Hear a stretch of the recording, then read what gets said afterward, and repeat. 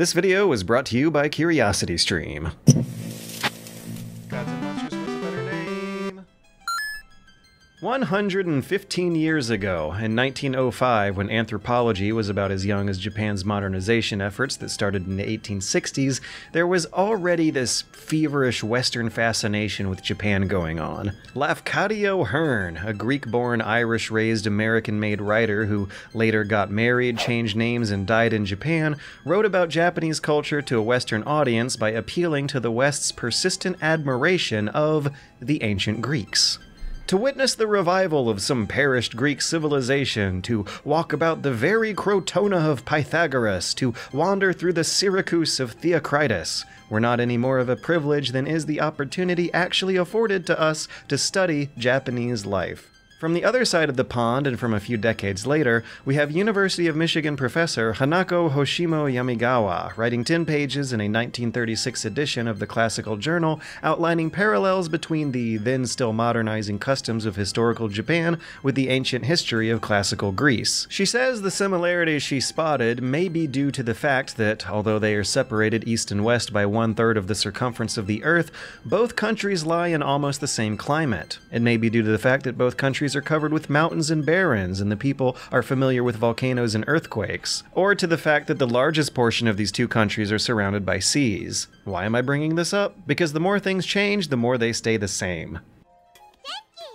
2017's Breath of the Wild was arguably the most Japanese Zelda game in the series yet, bringing proto-environmentalist Shinto ethics and the imagery of ancient Jomon artifacts to the international modern stage. And yet it was also the most Western Zelda game yet, borrowing gameplay elements and loops directly influenced from open-world Ubisoft games like the Far Cry series. And now, 2020's Immortals Fenyx Rising is an open-world Ubisoft game that is directly influenced, way more than anything else, by Breath of the Wild, in terms of how it looks and how the world is designed, that is.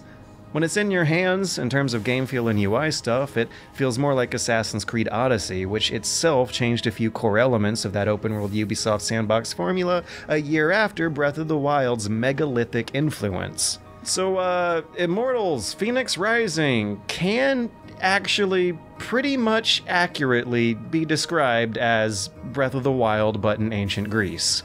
The similarities between the two are honestly pretty darn shocking. It's more than skin deep. It's not just the art style or a plucky young hero wearing a blue tunic.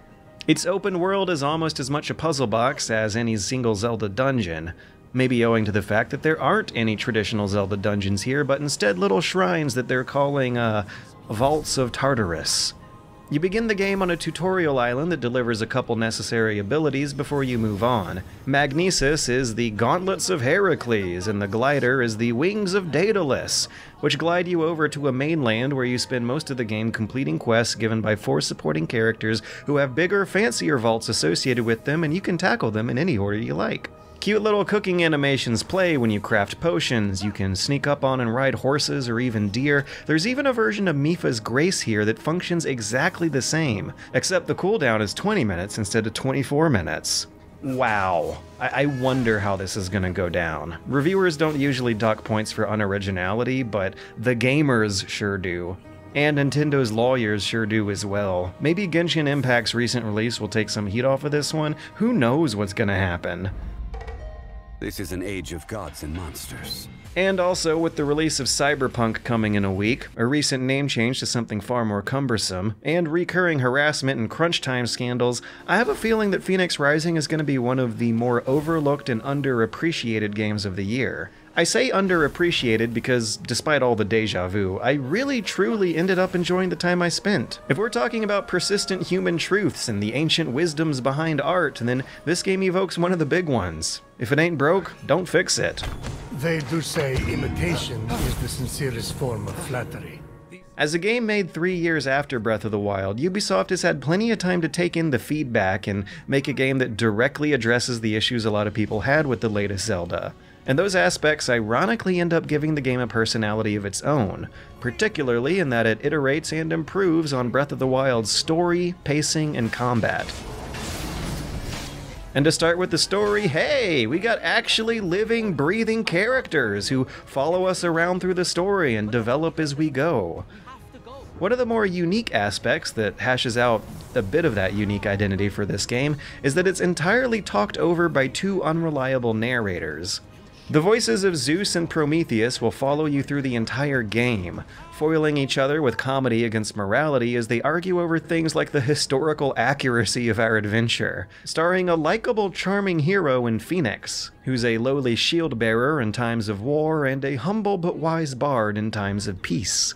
Oh no, the Olympian gods have been cursed and kidnapped and transformed by the Titan Typhon. The narrator's wonky storytelling insists that it's up to us to solve block puzzles, solve switch puzzles, and solve arrow puzzles that'll restore the Pantheon and save the world. And as you go through, those narrators' arguments will affect gameplay like directly spawning or despawning enemies right in front of your face. It's full of clever gags and genuinely good video game comedy. I'm the god of financial gain. Those prices! Wow! I'm also the god of thieves. We all have our vices. What? Of course, there's going to be a degree of gamer cynicism directed at this comedy over the next few days, but you're going to have to accept what really should be an unsurprising truth to this affair. This is a game aimed at the younger audiences, telling a more sanitized, kid-friendly version of gory Greek mythology. But that ended up giving the writers license to nail the tone of a classic television cartoon. There's cute artwork and non-stop stimulation for the kids, sure, but also a cleverly written script full of referential humor and innuendos for the adults listening in over their shoulders. Assassin's Creed Odyssey sparked a Greekaboo phase of my life that's burned so hard I ended up visiting Greece itself and read a lot of these ancient authors, and the script of Fenyx delivers a hilarious SparkNotes comedy version of damn near every single canonized myth I've heard about over the past couple of years. If you're into this stuff like I am, the reference game here is off the charts. And the game's T rating is really stretching out that suggestive content qualifier. Despite having to dance around it, these jokes wouldn't make sense unless they were referencing all the sex, drugs, and violence of the source material. The birth of Aphrodite is a gruesome tale. Nothing gruesome about it. Grandpappy Uranus and my deadbeat dad Kronos had a battle so great it severed heaven from earth. That's not all that was severed. During his surprise attack, Kronos descended on Uranus. When earth was severed from heaven, there was a great earthquake that knocked a pearl loose from its hoist. Hang on, there was no... I'm rolling this ball down this hill because it'll trigger a switch that'll trigger another switch that'll open a door a quick 2-minute horse ride away. Not a 5 to 10 minute horse ride. The other big thing I enjoyed about Fenyx Rising is the overworld design, and how it really speeds up the pacing of what I thought was too slow going in Breath of the Wild. It's got one of the most visually appealing, and more importantly, one of the most dense overworlds I've ever seen out of a Zelda clone. I don't think we've seen this level of puzzles per square inch of ground since Link to the Past. It's cramped with towers, buildings, mini-bosses, and side quests, both big and small. And if you zoom out and take a look at the whole thing, that map might actually be smaller than you were expecting, which, at this point in my life, I actually consider a good thing. If you wanted a more compressed, gated, maybe more intelligently hand-designed overworld out of Breath of the Wild, here you go. You sure can go and explore everything you see on that horizon, but a lot of your journey there is going to be more hard-won, with high-level combat, steep cliffs, and ability-gated puzzles that won't make a lick of sense until hours later. Which means you also don't get all the abilities the game's going to give you within the first hour. In the more classical retro Metroid Zelda tradition, by the end you are moving, thinking, and fighting fundamentally different than you were in the beginning. You might be a bit too overpowered by the end, but on your way there it's going to be genuinely hard to pull away from all those distractions strewn about everywhere. That player-driven exploration, these little mini-adventures where you're circling around a mountain trying to figure out why the cliffs seem to be built in the shape of a natural obstacle course, or if you're testing whether or not you have enough stamina potions to eat mid-climb to make it up the next cliff, that stuff may actually be more entertaining than the main quest, which gradually devolves into an overly long linear sequence of following objective waypoint after objective waypoint when the feature creep sets in and starts making everything too easy. But to keep things more interesting in the later game, and to help stifle away that feeling of you becoming overpowered, I recommend bumping up combat difficulty to hard mode, where slipping underneath one unblockable attack can take away half or more of your entire health bar. The combat is the third pillar here that differentiates it from Breath of the Wild, in that it does not feel like Breath of the Wild at all. It feels like Assassin's Creed Odyssey. No weapon durability here, and even on the hard mode, the enemies will never quite reach the level of adamantine sponginess that they did in Breath and Odyssey. If you wander into a high-level area you're not supposed to be, you still have the slightest of chances to survive thanks to some of those unique combat dynamics. For one, heavy attacks fill up this blue stamina meter that stuns enemies for a few seconds if you fill it up. That gives you a moment of opportunity to look around the environment for a boulder or a tree trunk or some other stage hazard to toss them in for massive damage. Or, if nothing else is lying around, a barrage of your most powerful hits, which are likely going to be happening while you're hovering in the air. Your character has a surprising amount of air control and hang time, and taking out those Daedalus wings can cancel your fall into yet another mid-air combo. Heavy attacks do more damage in the air. There's air juggling and a handful of uppercuts and launchers and even a grappling hook devil hand move thingy that are all definitely inspired by Devil May Cry. And indeed, that combat can almost provide as many satisfying clicky-clacky hype moments as any high-quality character action game.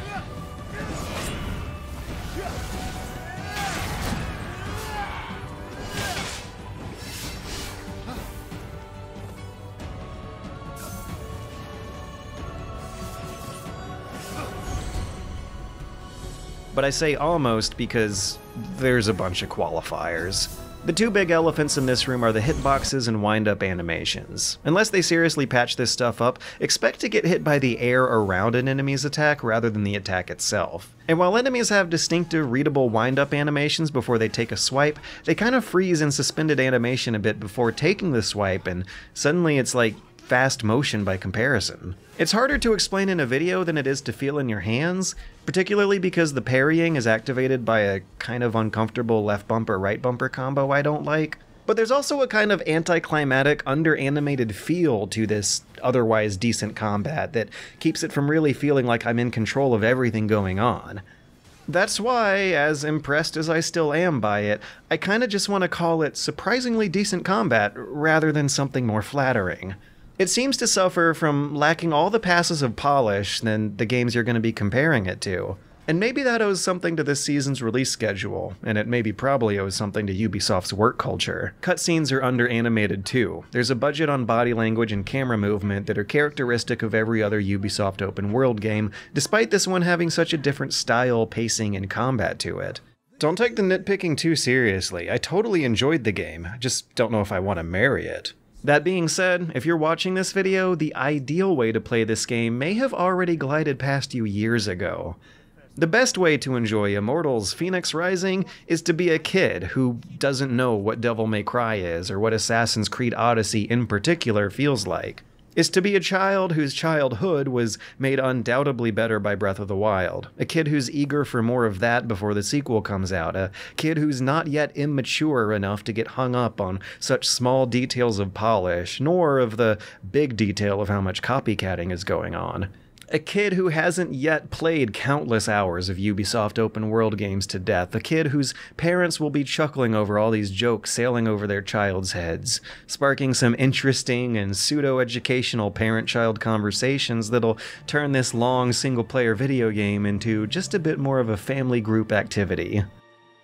And now that I'm on my way out of here, it's time to hear a word from our sponsor, which I'm happy to say is a service I actually do use in my own time. CuriosityStream! CuriosityStream hosts thousands of high-quality, professional Discovery Channel-style documentaries that'll help you understand all this historical trivia just a little bit better. I don't know if I would have picked up on half the jokes in this game were it not for my two favorite programs here, Dr. Christopher Clark's History of Europe and historian Bettany Hughes' Genius of the Ancient World, the Socrates episode in particular. CuriosityStream is partnering in the interest of spreading more education-y content online, which is why they're also bundling that subscription with Nebula, the Streamy Award-nominated service that is building a place for other educational YouTubers to try out new content that might not work on YouTube because of its dreaded monetization algorithm. I happen to have some exclusive podcast episodes hosted on there. So by signing up for this deal, you're not just helping me out, but many other serious educational YouTubers as well, like Lindsay Ellis, H-Bomber Guy, and Philosophy Tube. So if you want to try that out, head on over to curiositystream.com/superbunnyhop to get a year's subscription at just under $15. Once again, that's curiositystream.com/superbunnyhop. Thanks for watching, thanks for sponsoring, and thanks for hopefully coming back in the future.